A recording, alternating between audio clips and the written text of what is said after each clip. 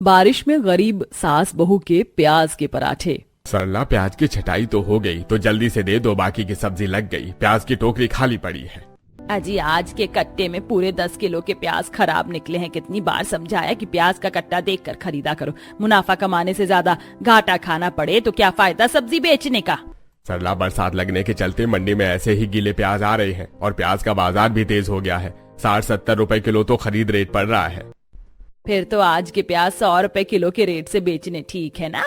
हाँ ठीक है, मैं निकल रहा हूँ। ऐसा करना, इस 10 किलो प्याज में से आधा विमला काकी के परिवार को दे देना, बना के खा लेंगे बेचारे।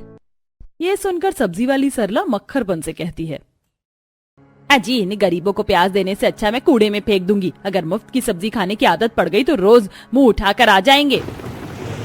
महेश बारिश में सब्जी बेचने निकल जाता है। वहीं बारिश होने का फायदा उठाकर सरला प्याज के छिलके उनके चौखट के आगे कर देती है, जहां सास बहू मकान में से बारिश का कचरा पानी बाहर फेंक रही थी।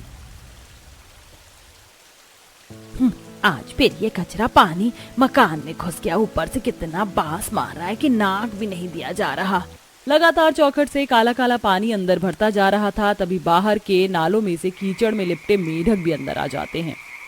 दादी दादी देखो कितने ताले मेंढक गल में घुस गए हैं।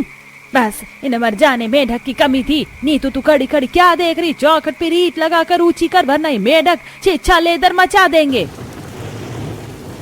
बरसात से बाहर का नाला भर जाने के चलते काला काला पानी, गंदी पन्नियां, कूड़ा करकट अंदर तैर रहा था। तभी बहुत सारे प्याज के छिलके और सड़े गले प्याज अंदर आ जाते हैं, जिस पर विमला गुस्से में भड़क जाती है। इस सब्जी वाली ने तो नाक में दम करके रख डाला है। खुले में भी कूड़ा कचरा मचा देती है। ये नहीं कि थैली में भरकर कूड़ेदान में डाल दे। इसको तो मैं छोड़ूंगी नहीं। माँ जी जाने दीजिए, मैं साफ कर देती हूँ। आपको तो पता है वो कितने खराब बर्ताव से बातचीत करती हैं। माँ कुसुम भाभी ठीक कह रही हैं, ऐसे लोगों से क्यों मुंह लगाना। अरे ये कोई मतलब थोड़ी है कि अपना कूड़ा दूसरे के घर के आगे मचा दो। अरे हम मकान का किराया भरते, कोई फ्री फंड में नहीं रह रहे। भड़कते हुए विमला बाहर आकर सरला से झगड़ जाती है। अरे ओ सब्जी वाली, तेरे को क्या चुल मची रहती है? जब देखो रोज रोज अपनी सब्जी का कूड़ा मेरे घर के आगे मचा देती है। मेरे चलते मेरे घर में इतना प्याज मच गया, चलकर साफ कर। अरे कसम, अपनी सास को कह दे कि मुझसे किच किच ना करे। जब तुम लोगों की चौखट नीचे है तो कूड़ा बहकर तो आएगा। मुझे गुस्सा मत दिलाओ, वरना मैं मकान मालिक को बुला दूंगी अभी। माँ जी चलिए यहाँ से, चलिए। अम्मा मम्मा जल्दी चलो ना, हमारे लिए प्याज के पराठे बना दो, वरना बारिश खत्म हो जाएगी। हाँ हाँ चलो बच्चों, अभी मैं तुम दोनों के लिए मक्खन मार के प्याज के पराठे बनाती हूँ। आए बड़े मुझसे पंगा लेंगे, 2 कौड़ी की नमक रोटी खाने वाले। सरला खुद के अच्छा खाने पर ऐंठते हुए विमला को ताना कसते हुए किसी तरह कुसुम घर में ले आती है। वहीं दूसरी तरफ रोजी रोटी कमाने के लिए ससुर पति देवर लेबर चौक पर खड़े थे। अरे ये बारिश तो छूटने का नाम नहीं ले रही है। दिवाकर बेटा, यहाँ पर खड़े रहकर बेफिजूल में समय खराब करने से फायदा नहीं है। ज्यादा देर बारिश में भीगेंगे तो बीमार पड़ जाएंगे। पिताजी थोड़ी देर और देख लेते हैं इंतजार करके। अभी तो आधा दिन बचा है, क्या पता बारिश रुक जाए तो 100-200 की दिहाड़ी मार लेंगे। अरे पूरा का पूरा लेबर चौक खाली हो गया है, सब कहाँ चले गए? सब केतन के पास गए होंगे काम के लिए, वो काम दिलवा देता है ना। मगर काम दिलवाने के बदले में खुद भी तो बैठे बैठे पैसे खाता है। अरे कोई बात नहीं पिताजी, ज़्यादा से ज़्यादा 50 रुपए खाएगा। इससे हमें भी तो 300 रुपए कमा लेंगे, ताकि राशन खरीद ले चलते हैं। तीनों परेशान होकर ठेकेदार केतन के यहाँ पर आते हैं, जो कि छोटा सा दफ्तर डालकर आराम से बैठकर चाय और प्याज के पराठे खा रहा था। भाई ये छोटू ठेले वाला क्या मस्त मक्खन मार के प्याज के करारे पराठे खिलाता है, खाकर मजा आ जाता है। नमस्ते केतन भाई। नमस्ते नमस्ते। आज तीनों बाप बेटे मेरे पास कैसे आना हुआ भाई? ये पापी पेट गरीब को पेट भरने के लिए खींच कर ले आता है। सुबह के खड़े हैं, काम नहीं मिला, आपको ही काम दिलवा दो। काका, बारिश के मौसम में लेबर मिस्त्री कोई नहीं लगवाता, 2-3 महीने काम ढीला रहेगा। केतन चाव ले लेकर चाय प्याज के पराठे खाने लगता है, जिसे देख तीनों के मुंह में पानी आने लगता है। तीनों उदास होकर रोड से खाली हाथ घर जाने लगते हैं। तभी तीनों सब्जी बाजार से होकर जाने लगते हैं, जहां सब सब्जी वाले एक के बगल में एक एक करके अपना अपना रेड़ी लेकर खड़े थे। तभी महेश उन्हें टोकता है।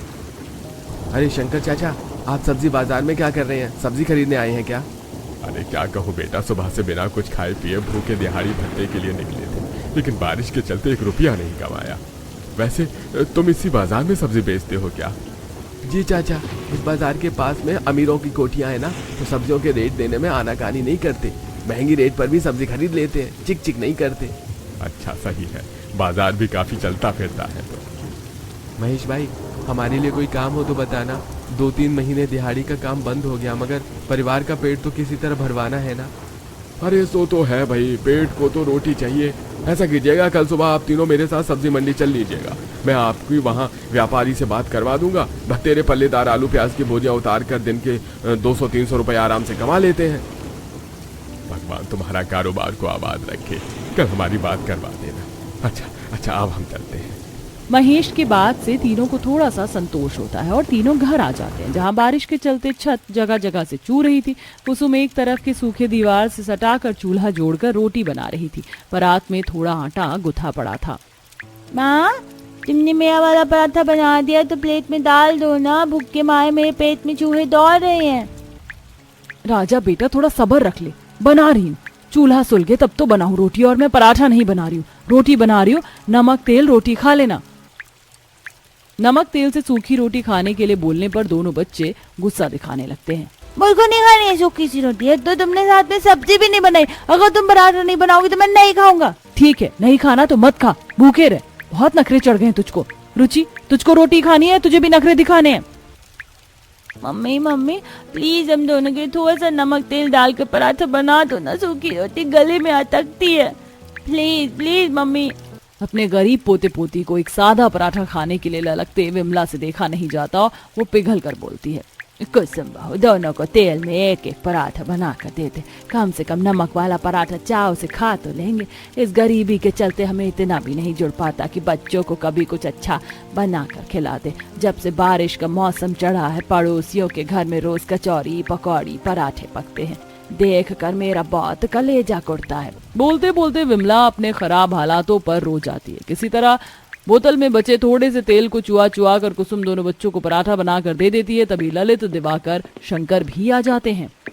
माँ, पिताजी और दोनों भैया भी आ गए हैं। विमला, खाना बन चुका है क्या? अरे बड़े जोर की भूख लगी है। अजी, घर में तो एक मुट्ठी आटा चावल भी नहीं पड़ा था। नीतू को भिजवा कर लाला से उधार लगा कर आटा मंगवाया था। अच्छा ठीक है। माँ, आपसे उधार पर राशन मंगवाना हो तो मुझको मत भेजना। बनिया 4 लोगों के बीच में टोक रहा था। इस पूरे महीने में उसकी दुकान पर से काफी ज्यादा उधार कर लिया है, इसीलिए टोका होगा। कल सुबह काम के लिए सब्जी मंडी जाएंगे। बस ढंग से काम और पैसे मिल जाएं तो सबसे पहले बनिया का उधार खत्म कर देंगे। पूरा गरीब परिवार किसी तरह नमक रोटी खाकर गुजारा करता है। अगले तड़के सुबह 5 बजे महेश उनका दरवाजा खटखटाता है। अरे शंकर चाचा, दिवाकर भाई, ललित, अरे मंडी नहीं चलना क्या? बस 2 मिनट दीजिए भैया, अभी आ गए। लाल चाय बनी है घर में, पियेंगे आप? अरे नहीं, मैंने तो सुबह 5 बजे ही चाय आलू के पराठे खा लिए हैं। सुबह मंडी जल्दी निकलना होता है ना, तो सरला नाश्ता करवा कर भेजती है। चाय पीकर तीनों महेश के साथ सब्जी मंडी चल पड़ते। आसमान बिल्कुल काला हो रखा था। सब्जी मंडी आकर महेश तीनों की वहां के व्यापारी सुरेंद्र से बात करवा देता है। अरे तुम तीनों को मैं पल्लेदारी के 50-50 रुपए दूंगा, देख लो। अगर इतने में काम करने को राजी हो तो अभी से ट्रक में से आलू प्याज की बोरियां पड़ी हैं, उतार दो। भैया, एक तो 50-50 किलो आलू वाले प्याज का बोरा उतारना है और बदले में बस 50 रुपए देंगे तो क्या फायदा? कम से कम 100-150 रुपए एक पल्लेदार का बनता है। आखिर इतनी मेहनत का काम है।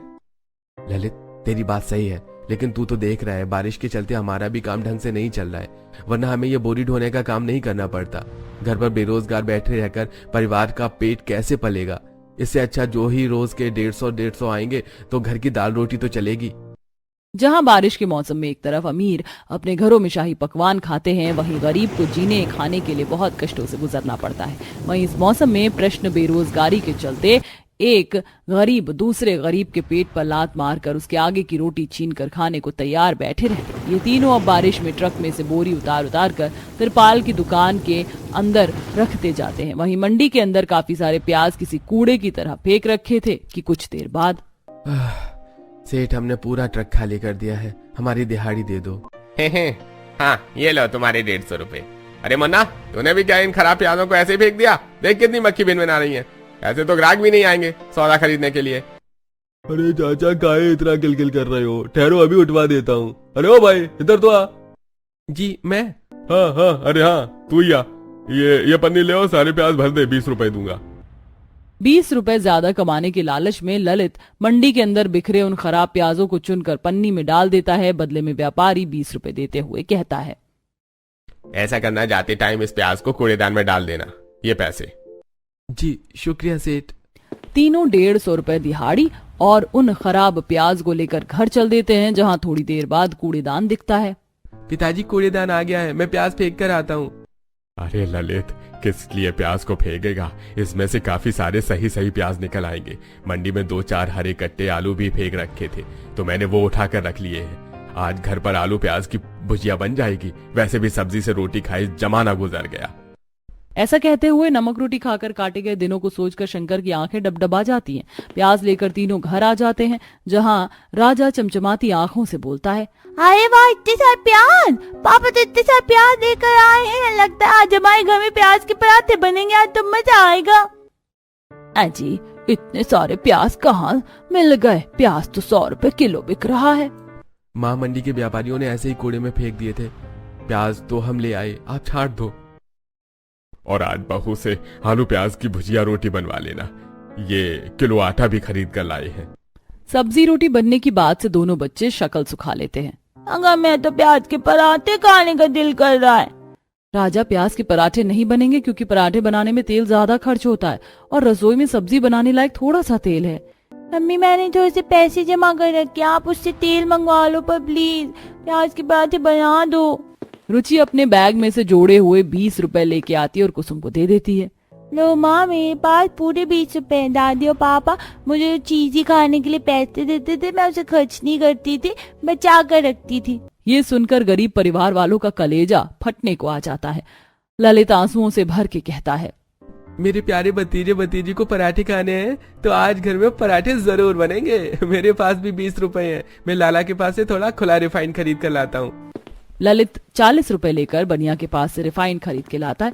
दोनों सास बहू खराब प्याज के छिलके उतारती हैं। कुसुम बहू तू जाकर आटा चाल ले, तब तक मैं ये प्याज काट देती हूँ।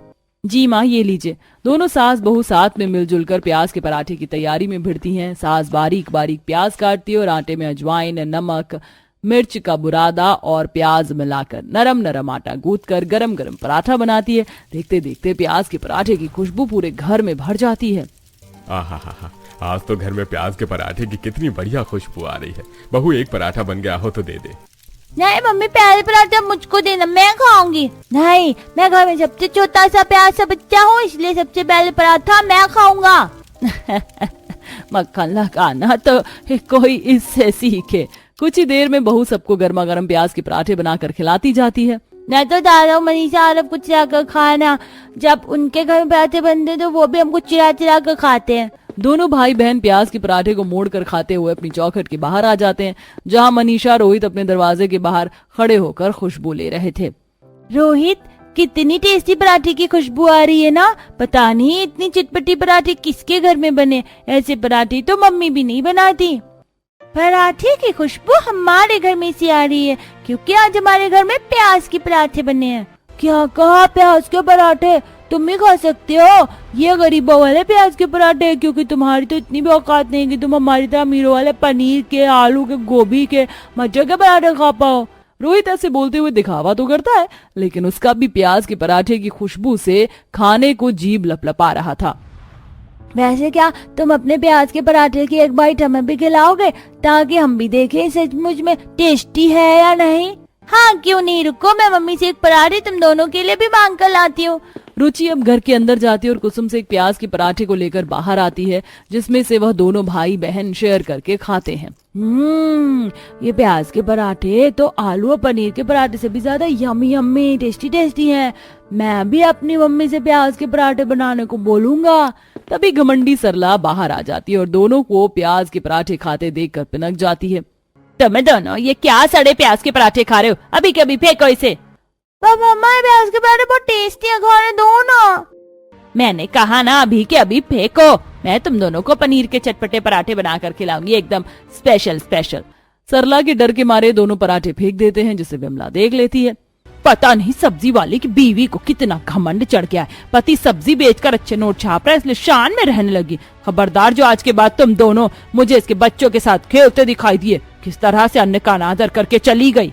ऐसे ही समय बीतता है। बारिश में रोज तीनों सब्जी में भारी बोरियां उतारते, जिससे शंकर की रीढ़ की हड्डी में बहुत दर्द होने लगता है। जिसे एक दिन बोरी उतारते वक्त उसे टमाटर का कट्टा गिर जाता है और टमाटर दबकर फूट जाता है।